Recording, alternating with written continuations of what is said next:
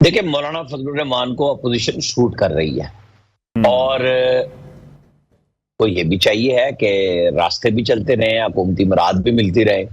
اور اگر وہ پی ٹی آئی کے ساتھ بیٹھ سکتے ہیں تو اپنے لانگ ٹرم اتحادیوں سے ناراضگی کے باوجود بیٹھنا کوئی مسئلہ تو نہیں ہے، کیونکہ شکوے شکایات تو ان کے موجود ہیں الیکشن میں کہ جی نون اور پیپلز پارٹی اپنا اپنا حصہ لے گئی اور کے پی میں مارا گیا، اور غصے میں وہ پی ٹی آئی کے ساتھ بھی بیٹھ گئے اور پی ٹی آئی کو بھی باور کراتے ہیں، جھجکتے نہیں ہیں بات کرتے ہوئے کہ میرا مینڈیٹ تو آپ لوگوں نے چوری کیا کے پی میں، تو بینیفیشری تو آپ بھی ہیں۔ نہ پی ٹی آئی ان کا راستہ چھوڑ رہی ہے اور نہ حکمران اتحاد مولانا فضل الرحمان کو ہاتھ سے نکلنے کی کوئی راستہ دے رہا ہے، اور ان کی خواہش یہی ہے کہ کسی بھی طریقے سے جو آئینی ترامیم کا پیکج ہے اس میں مولانا فضل الرحمان کو ساتھ رکھا جائے، تاکہ جو اسٹریٹ ایجیٹیشن عمران خان صاحب کی خواہش ہے اس میں جے یو آئی ان کے ساتھ ہیں۔ تو بس یہ مذاکرات، بہانے، ملاقاتیں، کبھی محسن نقوی جا رہے ہیں، کبھی پیپلز پارٹی کا وفد جا رہا ہے مولانا فضل الرحمان کے پاس، اور پھر اب ایوان صدر میں فلسطین کے حوالے سے جو کانفرنس ہوئی، تو ظاہر ہے جب سیاسی لیڈر بیٹھے ہیں تو وہ یہ تو نہیں بیٹھے کہ جی فوٹو بن جائے اور بس ہم اٹھ کے کھڑے ہو جائیں، بات چیت ہو رہی ہے، ناراضگیاں اور اس کو منانا، وہ ساری چیزیں موجود ہیں، اور مولانا فضل الرحمان سیاست کے کھلاڑی ہیں۔ وہاں کوئی وہاں پہ امام مسجد بننے تو نہیں گئے تھے ایوان صدر میں، وہاں پہ وہ گئے فلسطین کے لیے تھے، اور وہاں پہ ساری باتوں پہ ہوا ہے، اور آج ان کی طرف سے ایک پریس کانفرنس بھی متوقع ہے، بتایا جائے گا کہ ان کے پاس کیا ہے کہ وہ کس چیز کو سپورٹ کر سکتے ہیں اور کس کو نہیں کر سکتے، اور گورنمنٹ بھی چاہے گی کہ وہ بول لیں ایک دفعہ، تو اس ہفتے میں اس کے اوپر گفتگو چلتی رہے گی جب تک جو ایس سی او سمٹ ہے شنگھائی کوآپریشن کانفرنس کی وہ بھی نمٹ جائے، اور پی ٹی آئی بھی اس کے ساتھ الجھی رہے کہ ہاں مولانا فضل الرحمان کے ساتھ ہم ہیں، ہم نہیں ہیں، اور بحث بھی ہو، اور گورنمنٹ کے اندر دو رائے ہیں کہ کیا اچانک پاس کرا لی جائے، لیکن زیادہ رائے یہ ہے کہ نہیں، آپ ایس سی او کے بعد کرائیں۔ گورنمنٹ کے پاس آپشن کیا ہے؟ ایک تو وہ ہے 63A والا حصہ، دوسرا جو کل سپیکر نے خط لکھا ہے الیکشن کمیشن کو کہ وہ ان کو مخصوص نشستیں دے جائے، اور تیسرا جے یو آئی کے ساتھ مل کے، اور 2-3 آزاد اراکین جو کسی بھی سپریم کورٹ کے فیصلے کے تحت کسی پارٹی میں نہیں آتے، ان کو توڑ کے ووٹ لے لیا جائے۔ یہ تمام سیاسی لڑائی گورنمنٹ اپنے طور پہ کر رہی ہے، اور پی ٹی آئی کا یہ ہے کہ کسی بھی طریقے سے الجھا کے 25 اکتوبر کرا لیا جائے اور قاضی فائز عیسیٰ صاحب گھر چلے جائیں، ان کو ایکسٹینشن نہ ملے، اور گفتگو اس کے بعد پھر لڑائی جھگڑے کو مزید بڑھایا جائے۔ ٹھیک ہے، اچھا، جس طرح سے ملاقات میں طے پانے والی آئینی ترامیم کا مشترکہ مسودہ ہے، اس کی امپورٹنس آپ کس طرح سے دیکھ رہے ہیں، اور پھر آپ کو یہ لگ رہا ہے کہ ملک کی سیاسی صورتحال کے لیے کہیں نہ کہیں اس میں بہتری ضرور ہو سکتی ہے؟ دیکھیں، امید پہ تو دنیا قائم ہے، اور جو مشترکہ آئینی مسودہ ہے نا، وہ تو تبھی بات ہوگی نا جب آج وہ کہیں کہ یہ مجھے گورنمنٹ نے مسودہ دیا اور میں اس پہ اگری ہوں، یا وہ یہ کہیں گے کہ یہ ہماری ہے، اس پہ گورنمنٹ بات کر لے۔ تو ہر دو صورتوں میں انگیجمنٹ تو شروع ہو جائے گی نا، کوئی کٹی نہیں ہو رہی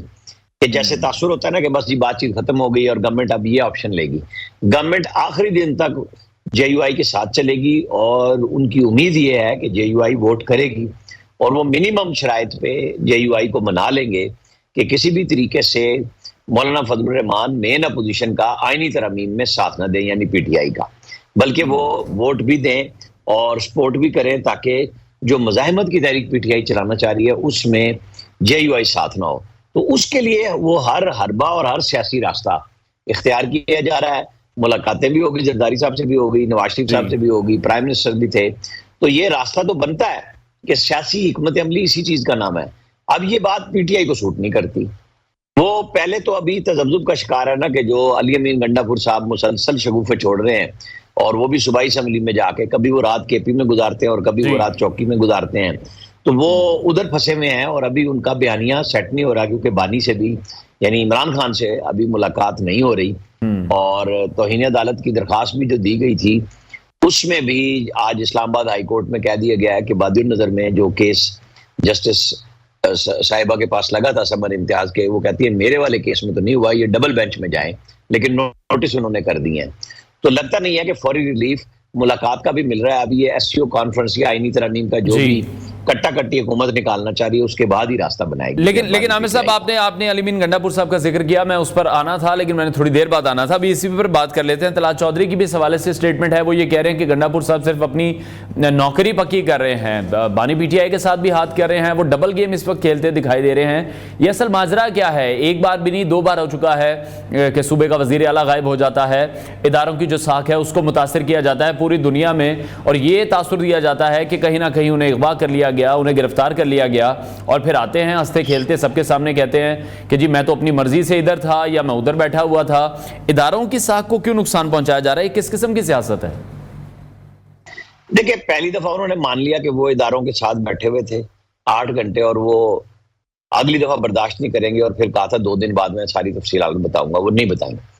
اب انہوں نے چونکہ اون کر لیا ہے کہ وہ خود چھپتے چھپاتے پہنچے ہیں، وہ جو کہانی سنا رہے ہیں جو لوگوں کو خود ان کی پارٹی کے اندر ان کے ورکرز کو یقین نہیں آ رہا. وہ تو کوئی بالی ووڈ کی سٹوری لگ رہی ہے بن رہی ہے ان کی، جس طرح سے وہ پہنچے ہیں. بہت ہی تھکا ہوا ہے جی نہیں، وہ اسکرپٹ رائٹر بھی تھکا ہوا ہے کہ کچھ سمجھ نہیں آ رہی کہ وہ کرنا کیا چاہ رہے ہیں. سچ بتانا نہیں چاہ رہے، سچ بولنا نہیں چاہ رہے. اس کی وجہ سے ان کی پارٹی کے لوگوں میں بھی بہت زیادہ شکایات ہیں. کل بہرحال بیرسٹر گوہر نے تو اون کر لیا کہ جو بھی ہے وہ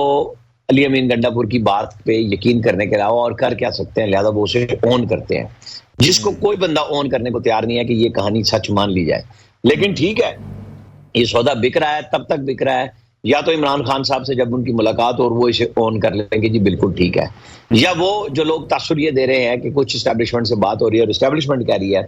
ہم کوئی بات نہیں کر رہے عمران خان سے، بالکل کسی قسم کی نہیں کر رہے، لہذا یہ جھوٹا پروپیگنڈا.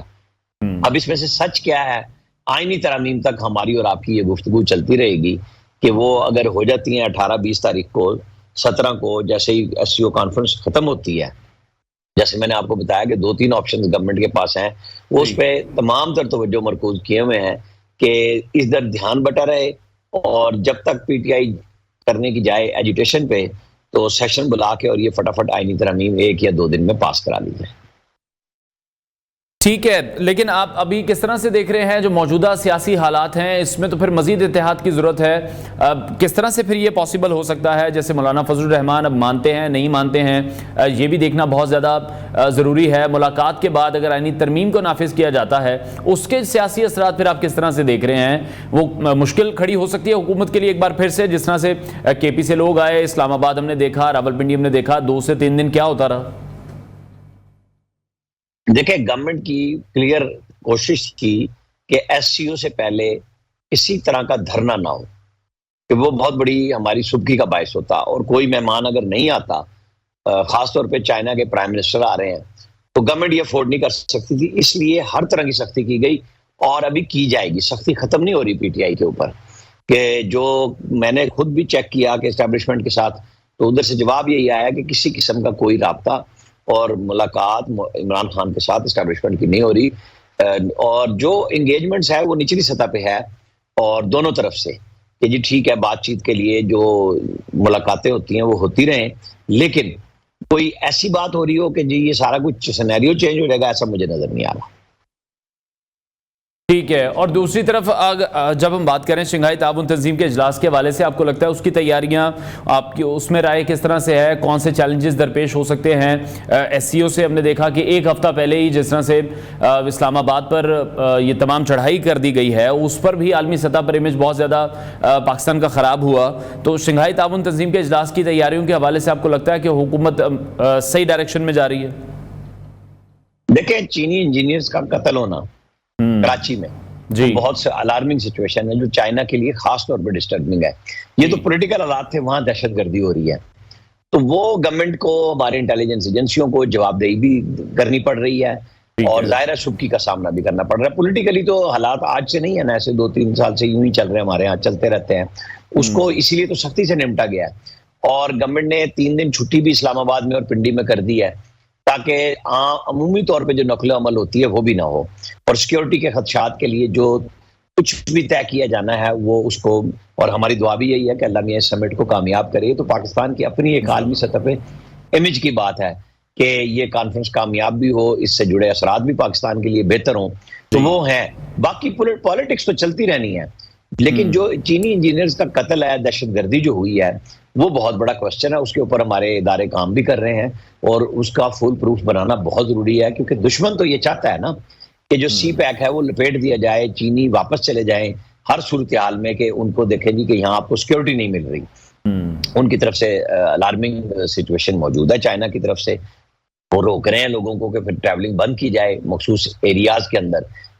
وہ ہمارے لیے بہت بڑا چیلنج ہے. ٹھیک ہے، لیکن عامر صاحب جس طرح سے درست آپ یہ فرما رہے ہیں کہ پولیٹیکل جو سچویشن ہے وہ تو کسی نہ کسی صورت میں بھی چلتی رہے گی، لیکن آپ نہیں یہ سمجھتے کہ اب 10 سال سے زائد کا عرصہ گزر چکا ہے؟ اگر ہم 2014 کے دھرنے کی بھی بات کریں، وزیر اعظم نے بھی وہی پوائنٹ ریز کیا کہ 2014 کی جو سیاسی صورتحال ہے اب ہم وہ نہیں ہونے دیں گے جو اس وقت بھی ہوا. چین کے پریزیڈنٹ